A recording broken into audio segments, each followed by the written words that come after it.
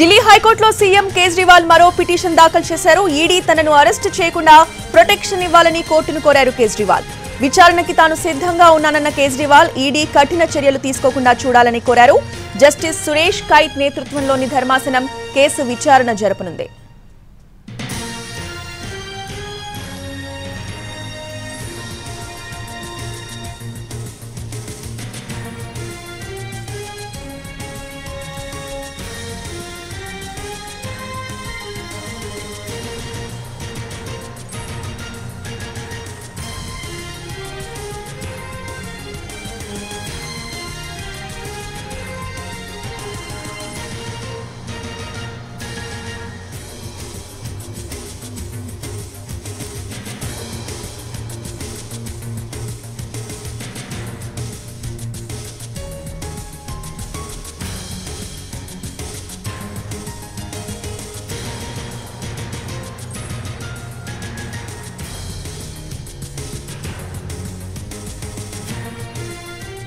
Delhi liquor కేసుకి సంబంధించి మరొక అప్డేట్ చూస్తున్నాం. ఢిల్లీ హైకోర్టులో సీఎం కేజ్రీవాల్ మరో పిటిషన్ దాఖలు చేశారు.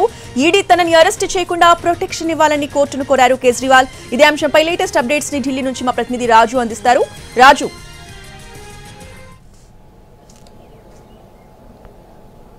ఎస్ రోజా, ఇప్పటికే ఢిల్లీ లిక్కర్ కేసులో 9 నోటీసులు కేజ్రీవాల్ కు ఇచ్చింది ఈడీ. అయితే ఏ ఒక్క నోటీసు కూడా ఇప్పటి వరకు ఢిల్లీ సీఎం కేజ్రీవాల్ హాజరు కాలేదు.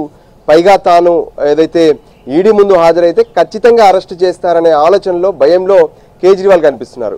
ఎందుకంటే ఇప్పటికే అటు ఢిల్లీ ప్రభుత్వంలో కీలకంగా వ్యవహరించినటువంటి డిప్యూటీ సీఎంగా ఉన్నటువంటి మనీష్ సిసోడియాను లిక్కర్ కేసులో అరెస్ట్ చేశారు. ఆ తర్వాత ఎంపీ సంజయ్ కూడా అరెస్ట్ చేసినటువంటి పరిస్థితి ఉంది.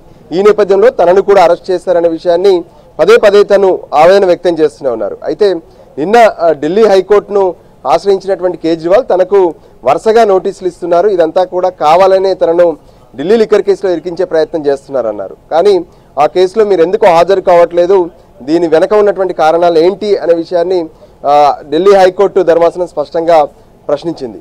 మరోపక్క ఆ కేసును ఏదైతే ఈడీ రిప్లై కోసం ఎదురు చూస్తూ ఆ కేసును ఏప్రిల్ 22వ తేదీకి వాయిదా వేశారు. సో ఈ నేపథ్యంలో మళ్ళీ ఏదైతే ఈ రోజు వాస్తవానికి కేజ్రీవాల్ ఈడీ ముందు హాజరు కావాల్సి ఉంది, ఏదైతే 9వ నోటీస్ కోసం. కానీ తను హాజరు కాలేదు. అదే సమయంలో ఢిల్లీ హైకోర్టును ఆశ్రయించారు.